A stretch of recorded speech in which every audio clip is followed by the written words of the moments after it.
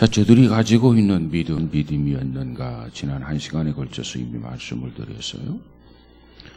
이스라엘 민족이 가졌던 그 믿음의 본질은 특별히 홍해를 건넜던 이스라엘 민족이 가지고 있었던, 공동체가 가지고 있었던 그 믿음의 내용을 좀 살펴보고자 합니다. 자, 우리가 잘 알다시피 출애굽기 14장에 가서 보면 그들은 애굽에서 나와서 이제 가나안 땅을 향하게 되는데, 이제 앞에는 홍해가 가로막히고 있고 뒤에는 애굽의 군대가 마병들이 추적해 오고 있고, 그래서 그때의 현상을 보면 꼼짝없이 갇히게 되었더라는 겁니다. 꼼짝없이 갇히게 되니까는 저들에게는 방법이 뭐냐? 하나님을 바라볼 수밖에 없었던 거예요. 믿음이 있어서 하나님을 바라보았으면 좋겠지만 믿음이 없어도 어쩔 수밖에, 하나님을 바라볼 수밖에 없는 그런 상황이었더라는 겁니다. 그래서 하나님 앞에 말씀에 귀를 기울이고 하나님을 바라보았어요. 자, 저들이 환경을 바라볼 때는, 애굽의 마병 군대를 바라볼 때는 두려움이 사로잡혔어요. 겁이 났어요. 이거 큰일 났다. 이제는 죽었구나. 그 상황 속에서 하나님을 바라볼 수밖에 없어서 하나님의 음성에 귀를 기울이고 하나님을 바라보았더니 용기가 생겼어요.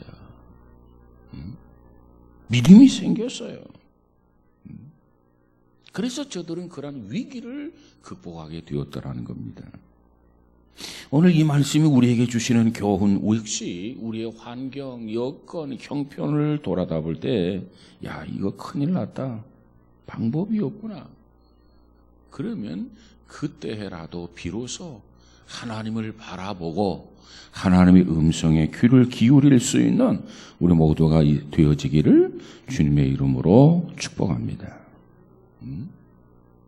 자, 이 백성들이, 야, 이거 큰일 났다. 두려움 속에서 겁을 먹고, 겁에 찔려 있고, 그리고 어쩔 수 없이 이제는 하나님을 바라보는데, 그때 하나님께서 뭐라고 말씀하셨느냐? 너희들은 가만히 있어라.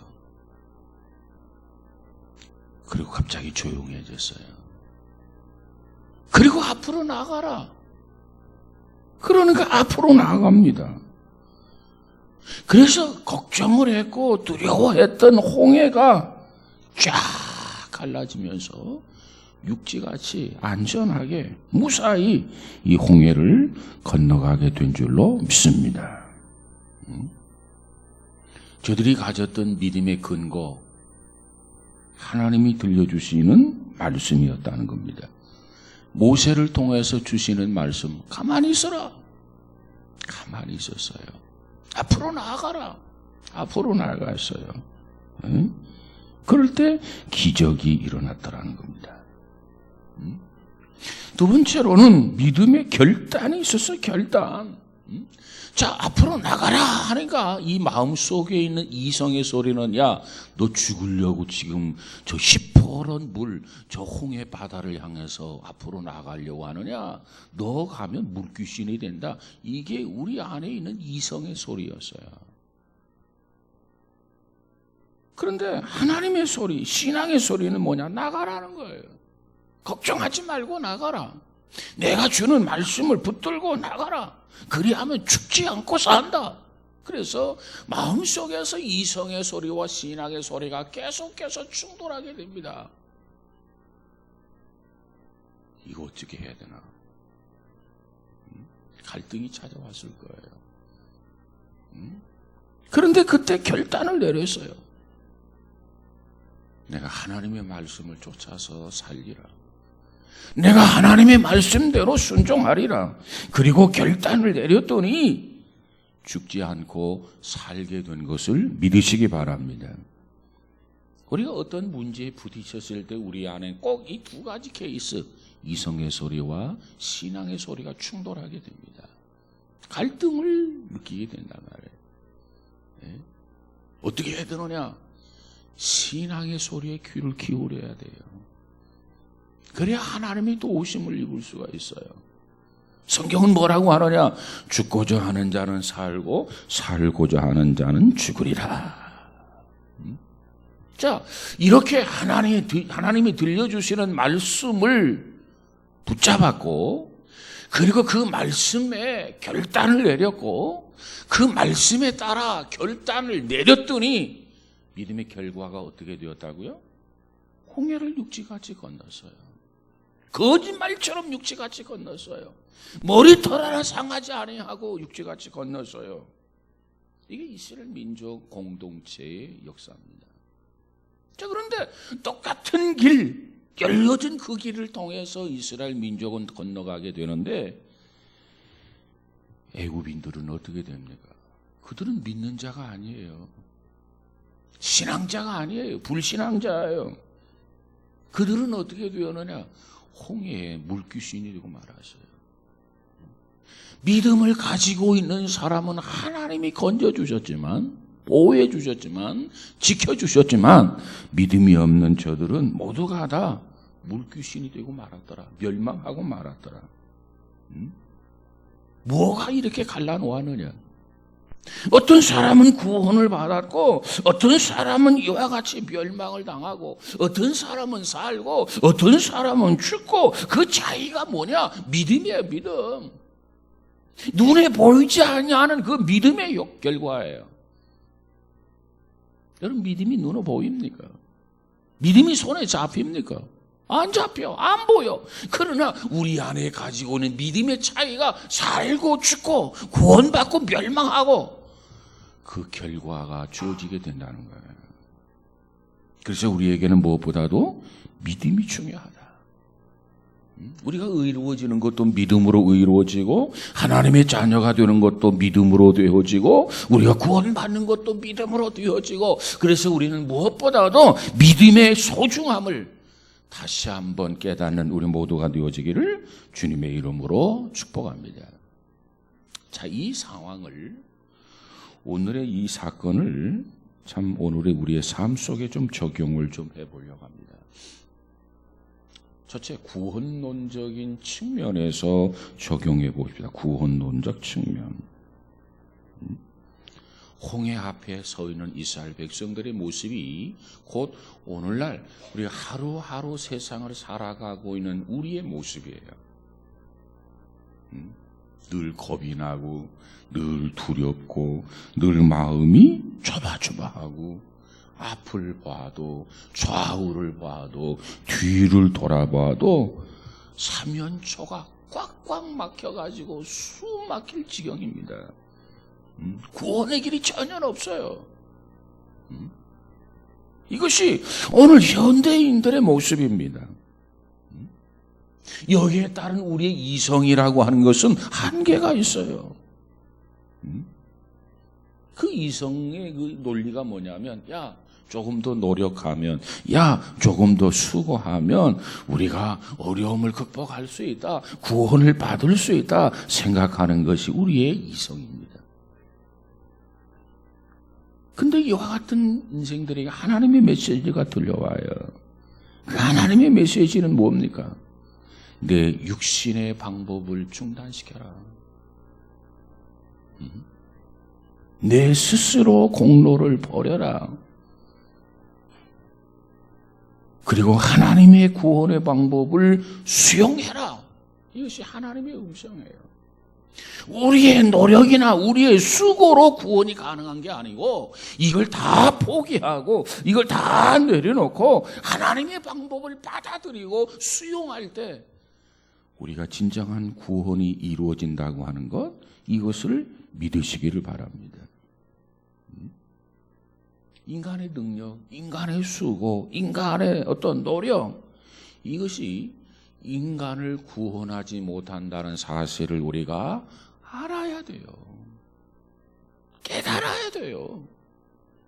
그걸 알고 깨닫기 전까지는 계속해서 뭔가 노력하고 수고하고 뭔가 해보려고 가진 방법을 다 쓰게 된다는 거예요. 그런데 해보니까 안 돼. 그때 비로소 우리는 하나님을 향하게 됩니다. 방법이 없지 않느냐? 없지 않지 않냐? 있는 방법을 다 동원해 봤는데 불가능해. 그래서 결론적으로 야 그러면 이제는 하나님을 믿을 수밖에 없다. 이것이 오늘 현대인들의 모습이란 말이에요. 여러분, 자기가 병이 들었어요. 자기 스스로 고칠 수 있다고 생각하면 병원에 찾아가지 않습니다. 내가 내 병을 고칠 수 있는 내가 왜 병원에 찾아가? 그래서 자기 나름대로 자기의 경험을 다 동원하고 지식을 다 동원하고 그 얄팍한 그 모든 것을 다 동원해서 해봤어요. 수고해봤어요. 그런데 안 돼. 그런데 치유가 안 돼. 회복이 안 돼. 야, 그때서야 비로소 병원을 찾게 된단 말이죠. 병이 심각함을 알게 될 때 우리가 병원에 찾아가게 되어 있어요. 그렇습니다. 우리의 방법은 아무것도 가능하지 않아요. 아무것도 할 수가 없어요. 이처럼 인간은 한계에 도달해야 사람들은 갈보리 십자가를 바라보면서 주님만이 나의 주가 되십니다. 이렇게 고백하게 된다는 겁니다. 그렇습니다. 우리의 구원의 문제는 우리의 노력으로 되는 게 아니에요. 우리의 힘으로 되는 게 아니에요. 우리의 지식이나 우리의 능으로 되는 것이 아니라 우리를 위하여 십자가에 달려서 죽으신 그분, 그 예수 그리스도만이 우리의 구원의 주가 되시는 것을 믿으시기 바랍니다. 보세요. 이스라엘 백성들이 홍해를 건넜다? 자기 방법으로 건넜습니까? 자기 수단으로 건넜습니까? 자기 지식으로 건넜습니까? 자기 경험으로 건넜습니까? 아니요. 그건 무엇으로 건너느냐? 믿음으로 건넌 거예요. 믿음으로. 그래서 구원받은 거예요. 우리도 믿음으로 구원받는 것 다시 한번 확신하시기를 주의 이름으로 축복합니다. 자, 이 백성들이 이제 믿음으로 홍해를 건넜어요. 구원을 얻었어요. 그리고 하나님의 음성이 들렸습니다. 정말 저들이 구원받고 하나님을 향해서 저들의 첫 번째 반응이 뭐냐? 출애굽 15장 1절에 가서 보니까 하나님을 노래하고 하나님을 찬양해요. 왜? 자기의 노력이나 자기의 수고로 구원을 받았다고 한다면, 홍해를 건넜다고 한다면 하나님을 찬양하거나 하나님을 노래하지 않았을 거야. 그런데 출애굽 15장에 보니까 자기네들은 하나도 한 게 없어. 아무런 노력도 한 게 없어. 가만히 있으라 해서 가만히 있었고 가라 해서 가기만 했고 오직 믿음으로 구원을 받았단 말이죠. 이 은혜를 깨닫고 우리가 어찌 가만히 있을 수가 있겠는가. 그리고 하나님을 찬양하고 하나님을 노래하면서 춤추는 파티가 출애굽기 15장에 기록되어져 있습니다. 여러분, 구원을 받게 되면 찬송을 안 부를 수가 없어요. 하나님의 은혜를 경험하면 하나님을 찬양하지 않을 수가 없어요. 자, 우리 출애굽기 15장 조금만 한번 확인하고 넘어갈까요?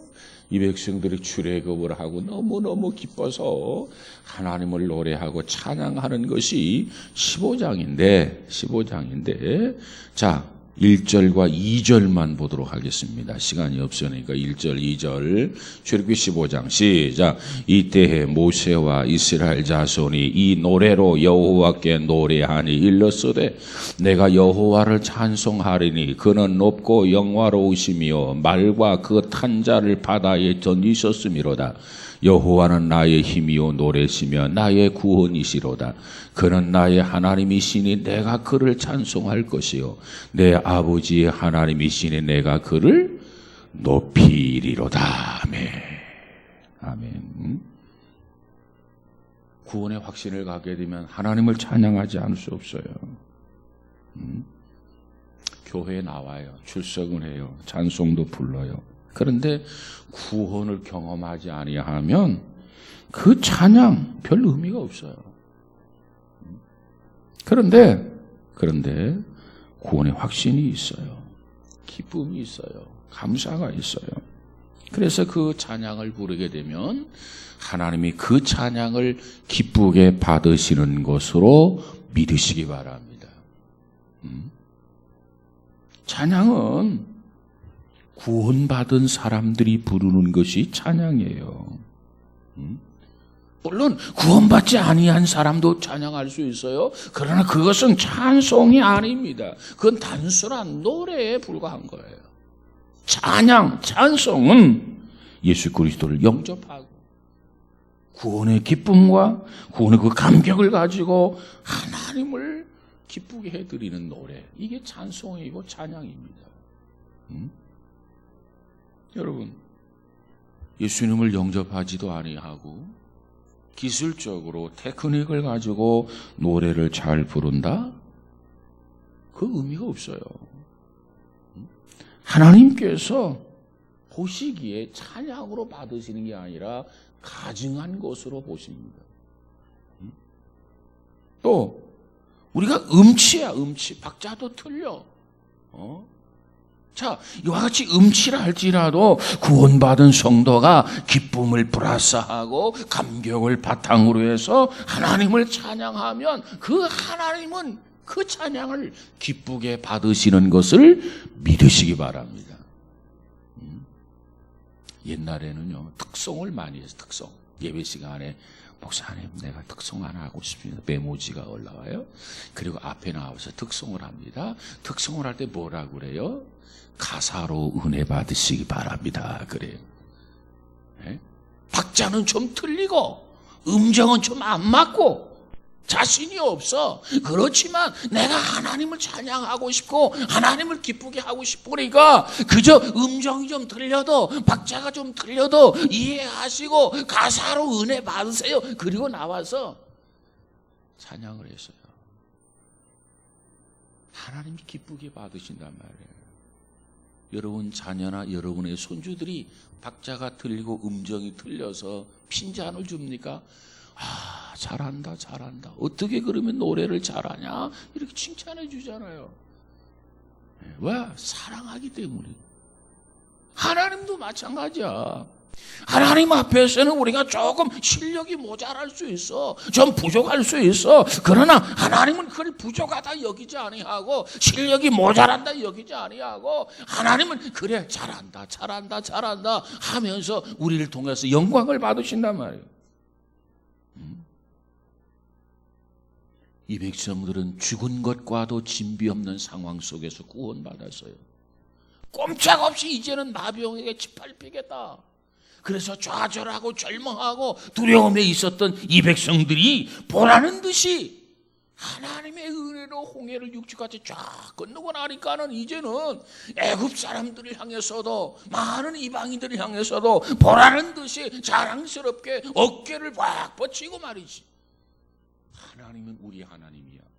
하나님이 우리를 인도해 주셔서 하나님이 우리의 길을 보장해 주셔서 안전하게 지켜주셔서 배의 홍해를 육지같이 건너서 그 마음을 가지고 하나님을 기쁘게 찬양했더라.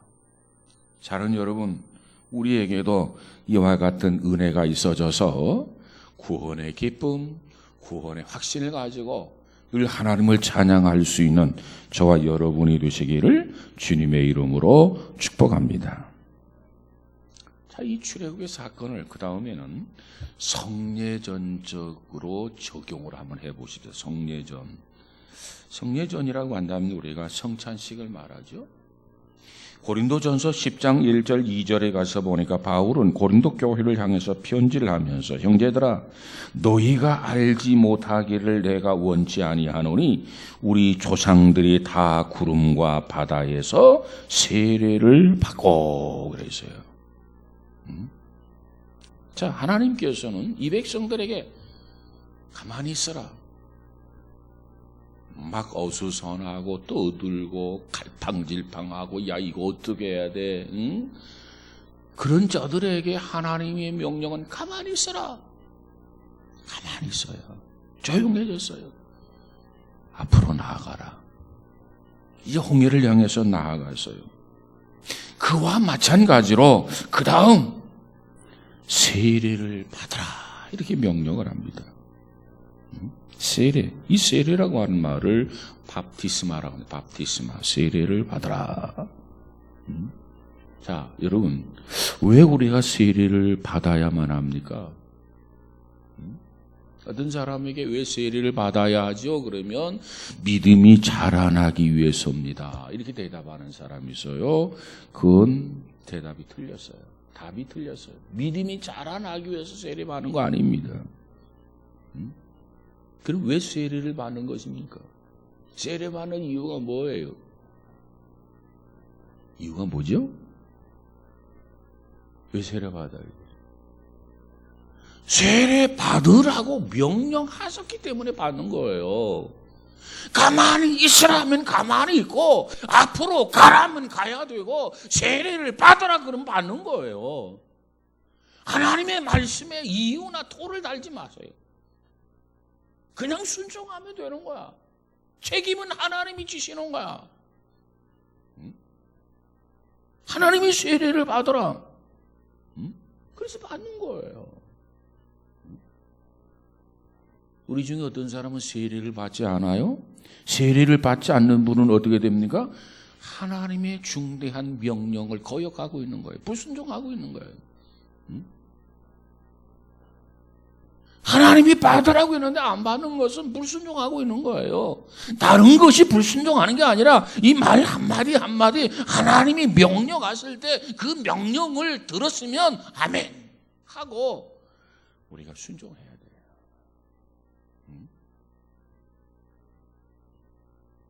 성경은 뭐라고 말합니까? 아버지와 아들과 성령의 이름으로 어떻게? 세례를 받고 그랬어요. 세례를 받으라는 거예요. 내가 아는 게 없어도 하나님 말씀하셨기 때문에 하나님 명령하셨기 때문에 내가 그 말씀에 따라서 내 명령에 따라서 내가 순종하겠습니다. 그리고 받으면 되는 거예요. 그다음 두 번째로 하나님의 백성들에게 주신 명령이라는 겁니다. 명령. 자, 이스라엘 백성들이 일시적으로 우왕좌왕하기도 했지만 일시적으로 하나님을 원망하고 불평도 했지만 그들에게는 믿음이 아주 없었던 것은 아닙니다. 믿음이 없었으면 하나님이 가라 그래도 홍해를 향해서 갈 수 없었을 거예요. 아니 내가 죽으려고 갑니까? 안 갔을 거예요. 그런데 저들에게는 완벽한 믿음은 아니지만 정말 저들에게는 그만한 믿음, 적은 믿음이라도 가지고 있었단 말이에요. 그러니까 하나님께서 가라 하니까 간 거예요. 이스라엘 백성들이 홍해를 건넜다? 어쨌든지 믿음이 있었던 거예요. 세례를 받으라? 그럼 세례를 받아야 돼요.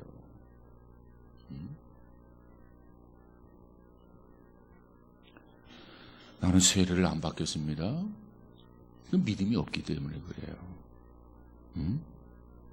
여러분, 우리는 하나님이 가라면 가야 되고 일어나라 하면 일어나야 되고 서라 하면 서야 되고 받으라 하면 받아야 되고 그것이 신앙의 일입니다. 하나님께서는 절대로 우리가 순종하고 복종하기를 원해요. 자, 그 말씀 앞에 우린 정말 순종하고 복종해야 됩니까? 예, 순종하고 복종해야죠. 어떤 면에서 순종하고 복종해야 됩니까? 하나님은 사랑하는 자, 그 뜻대로 부르심을 입은 자들은 모든 것이 합력하여 소원을 이루도록 하나님이 책임지고 하나님이 보장하신다는 거예요. 나는 한치 앞에도 내다볼 수 없는 시각을 가지고 있지만 하나님께서는 영원을 한 몸으로 꿰뚫어 보고 계시는 하나님이십니다. 그 하나님을 믿는다면 하라. 그러면 하는 거예요. 하지 말아라. 하지 않는 거예요. 그래서 나오는 모든 문제는 하나님이 다 책임지신다. 이것이 성경입니다. 자, 세례를 받아야 돼요. 왜 받아야 되느냐? 하나님이 받으라고 하니까 받아야 돼요. 다른 이유가 없어요. 그래서 어느 분은 그렇게 표현해서요, 신자는 밥티스마다, 신자는 곧 세례다. 세례 받아야 진정한 신자라는 겁니다. 하나님 앞에 불순종하는 사람이 무슨 신자냐? 하나님의 말씀 앞에 순종할 수 있어야만이 진짜 신자지. 그래서 신자는 고루 밥티스마, 세례다. 세례를 받아야 신자입니다. 우리가 잘 알고 있다시피 마태복음 28장 19절 이하에 보니까 너희는 가서 모든 족속으로 제자를 삼아 아버지와 아들과 성령의 이름으로 세례를 주고 그래서. 자, 이 말씀에 보면은요, 세례를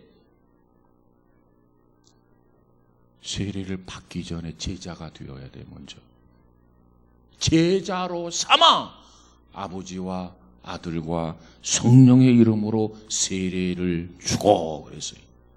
제자를 삼아 모든 족속으로 제자를 삼아. 그러니까 이 세례를 받기 전에 우리는 먼저 그리스도의 제자가 되어야 됩니다. 그리고 나서 제자가 되면 제자는 주님이 죽으라고 하면 죽는 거예요. 가지고 하라면 하는 거예요. 주님 앞에서 잔머리 굴기면 하나님이 책임 안 져요. 그러나 순종하면 하나님이 책임지신단 말이에요. 이것이 신앙인의 도리입니다.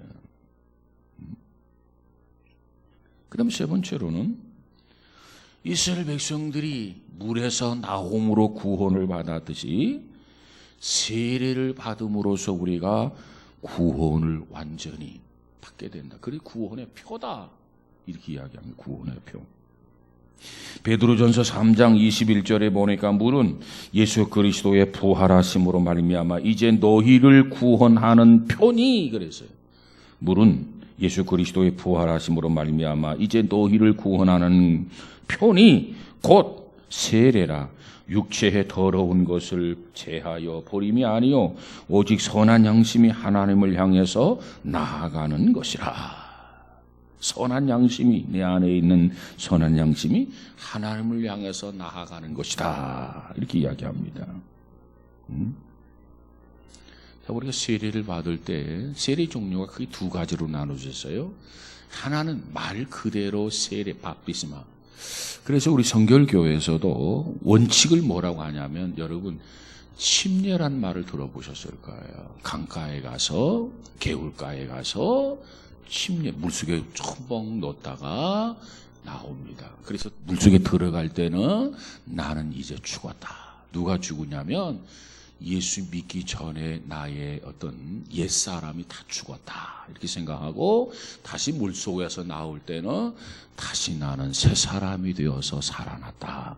이런 의식적으로 가서 세례를 하게 됩니다. 그렇게 세례할 때 보면은 비닐로 이렇게 옷 같은 걸 좀 입고, 그리고 나서 코를 잡고, 그리고 팔에 이 뒷목을 이게 팔로 받치고 물속에 푹 집어넣었다가, 좀 미운 사람은 좀 더 있고, 이쁜 사람은 빨리 빼고, 좀 미운 사람은 얄미움고, 그러니까 좀 더 옛사람이 완벽히 죽어야 돼. 그리고 좀 더 있다가 꺼냅니다.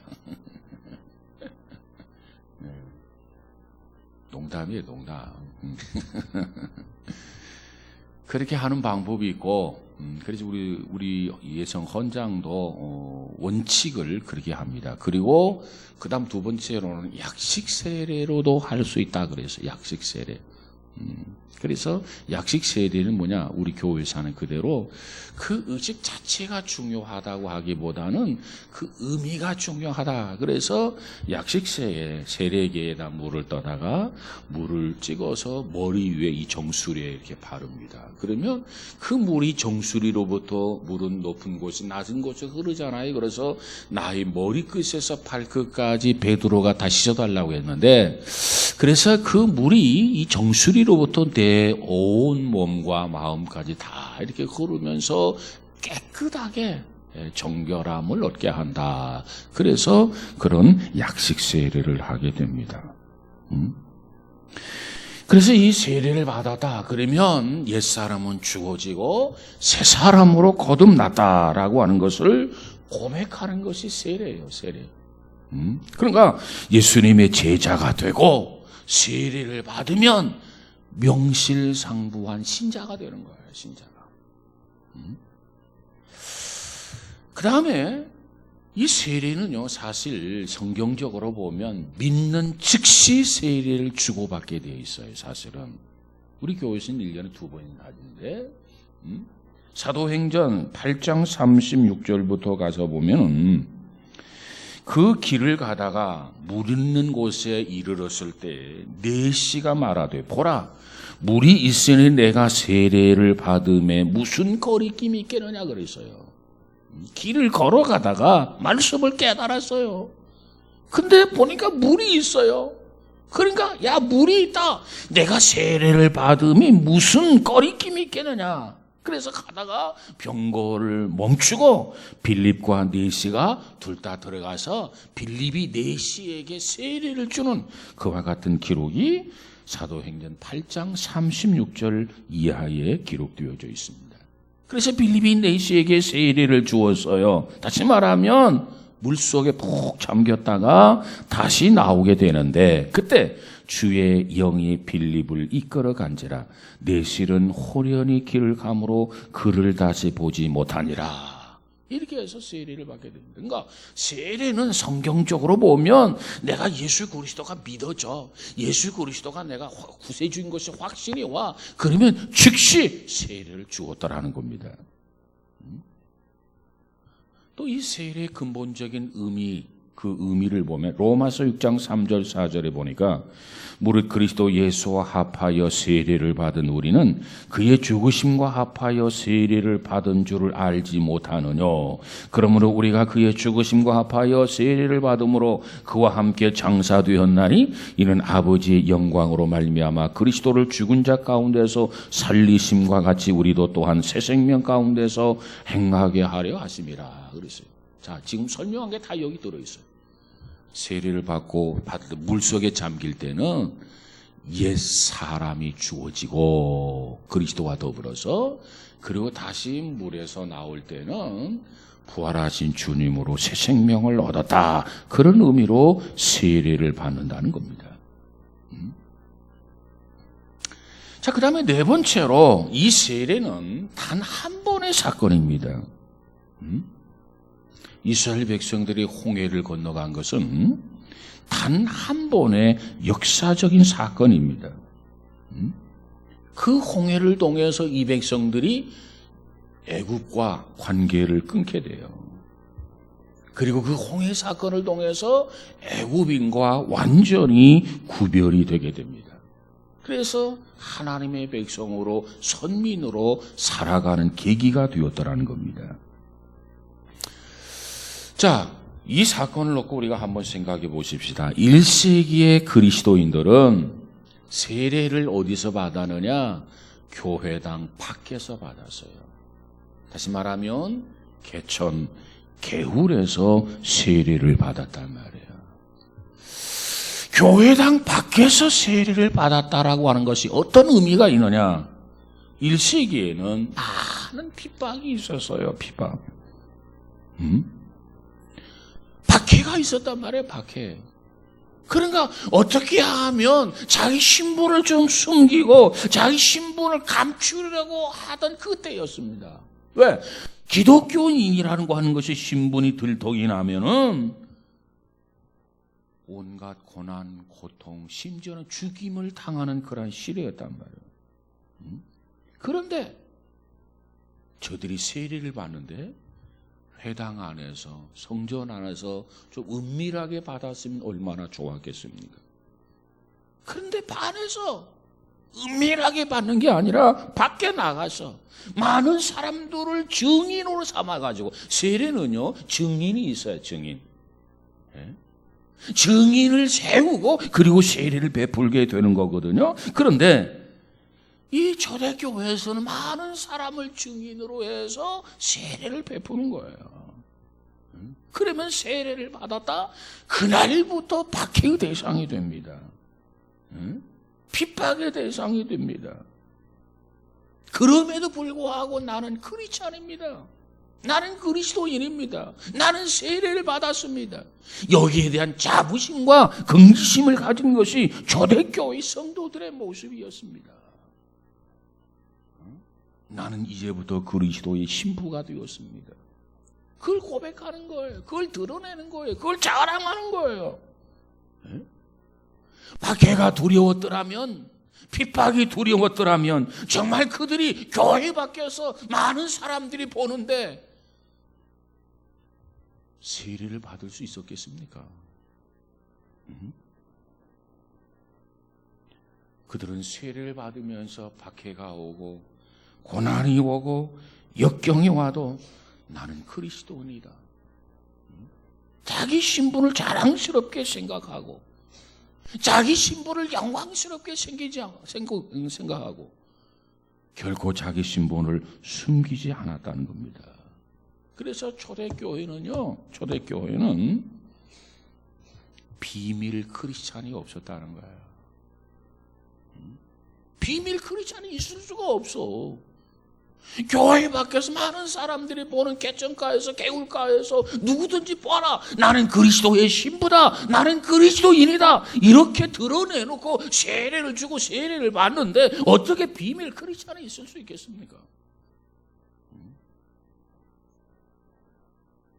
그리고 이 세례 사건은 2번 다시 있는 게 아니고 단 한 번으로 족합니다. 이것이 세례예요. 그래서 어렸을 때 세례를 받은 유아 세례자들은 역시 성인 14세가 되어서 입교식을 하면 끝나고 또 그 옛날에 세례를 받았습니다. 20년 동안, 30년 동안, 40년 동안 방황가 돌아왔습니다. 역시 그 세례로 한 번이면 끝나는 거예요.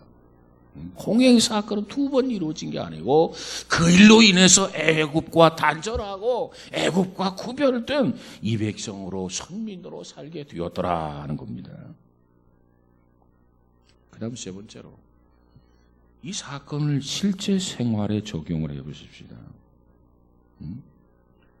오늘 홍해 앞에 직면했던 이스라엘 백성들, 오늘 우리들도 오늘의 삶의 현장에서 이와 같은 문제를 직면할 때가 없지 않아 있습니다. 이 백성들이 홍해 앞에서 두려워서 벌벌벌 떨었던 것처럼 우리도 어떤 문제에 부딪혔을 때, 당면했을 때 우리도 두려운 마음을 가지고 벌벌 떨 때가 있어요. 그렇다면 그 사건이, 그 일이 오늘 우리에게는 뭐냐? 홍해와 진배가 없어요. 이것 때문에 이 백성들은 두려워했어요? 이것 때문에 이 백성들은 번민했어요? 이것 때문에 이 백성들은 절망했어요? 그렇습니다. 그것이 바로 홍해입니다. 홍해.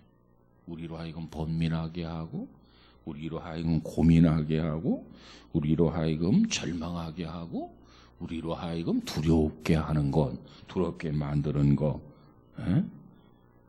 이것이 오늘 우리에게 주은 홍해예요, 홍해. 자, 그런데 홍해 앞에 다다랐을 때 하나님께서 뭐라고 말씀하십니까? 가만히 있으라는 거예요. 하나님이 역사하는 기회를 하나님 앞에 드리라는 거예요. 그리고 하나님을 바라보라는 거예요. 그리고 앞으로 나가라는 거예요. 여러분, 어떠한 상황에서든지 우리는 그 환경을 보지 마세요. 왜? 그걸 보면 볼수록, 주시하면 주시할수록 더 두려워지고, 더 겁이 나고, 더 번민하게 되고, 더 고민하게 된단 말이에요. 문제 해결에 실마리가 없어요. 그런데 그 환경을 주장하시는 하나님을 보는 거예요. 환경을 주장하시는 하나님을 바라보는 거예요. 하나님을 의지하는 거예요. 하나님을 신뢰하는 거예요. 그래서 하나님이 나에게 무슨 말씀을 주시는가? 하나님의 음성에 귀를 기울이면 되는 줄로 믿습니다. 그러면 하나님이 말씀하세요. 그러면 그 하나님의 말씀을 붙들고 말씀 위에서 결단하면 그 결과는 하나님이 책임지시고 결과는 하나님이 보장하신다는 겁니다. 이것이 오늘 히브리서 11장 29절에서 우리에게 주시는 이 백성들의 믿음이에요. 우리는 이 백성들이 가지고 있는 그 믿음을 우리도 그대로 가지고 저들이 홍해를 극복했듯이 우리도 크고 작은 난관, 홍해와 같은 환경을 반드시 극복해 나가는 우리 모두가 되어지기를 주님의 이름으로 축복합니다. 나폴레옹이라고 하는 사람이 있어요. 나폴레옹. 이 나폴레옹은 중요한 전쟁을 할 때마다 참모를 모아놓고 작전 계획을 짭니다. 그리고 지시를 내립니다. 그리고 나서는 그들 한 사람 한 사람을 얼굴을 뚫어지게 쳐다본다는 거예요. 회의를 하고 작전 지시를 하고 그리고 이제 그 모임을 패할 때 한 사람 한 사람과 악수를 하면서 그 얼굴을 뚫어지게 쳐다본다는 거예요. 그러면 그 참모들은 나폴레옹 대제의 얼굴을 이렇게 보자마자 그 참모들에게는 새로운 용기가 생기게 되고 자기의 조국을 위해서 자기 생명을 바치겠다라고 하는 그런 다짐이 이 안에서부터 우러나온다는 겁니다. 그래서 나가서 전쟁을 치르게 되고 자기 생명을 조국을 위해서 바칠 기회가 왔다.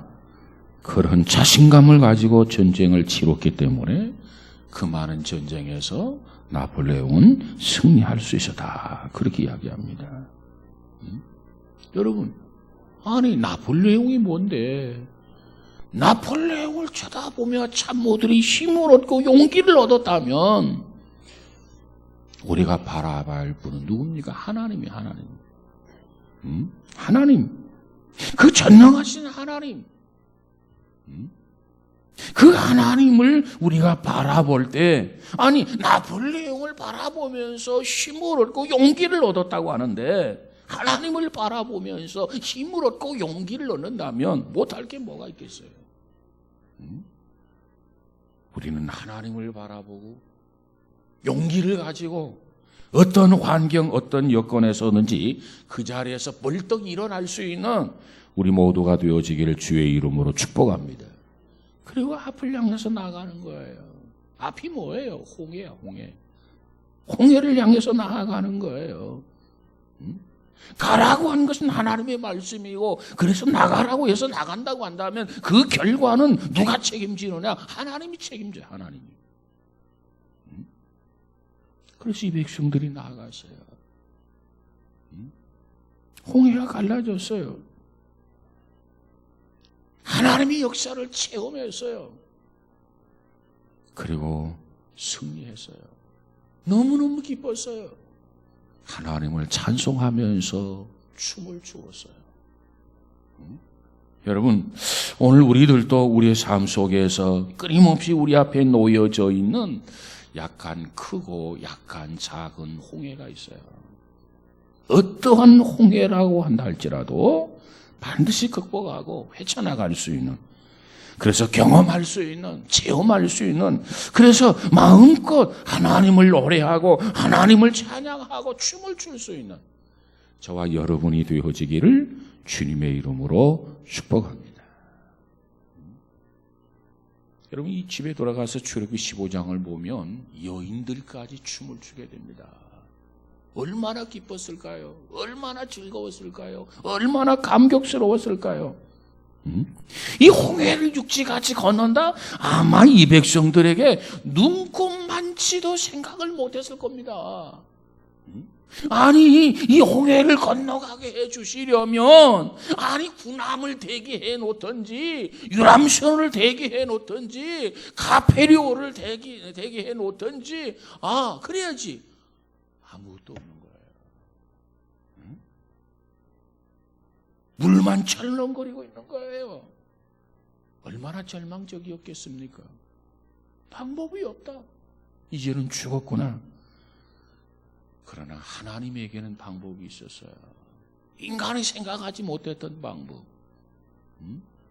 하나님은 그저 말씀 한마디로 홍해를 가르고 육지같이 뚜벅뚜벅 건너가도록, 자랑스럽게 건너가도록, 어깨를 펴고 건너가도록, 하나님의 역사하심을 저들에게 낱낱이 보여주도록 이 백성들이 홍해를 육지같이 건너가게 된 줄로 믿습니다.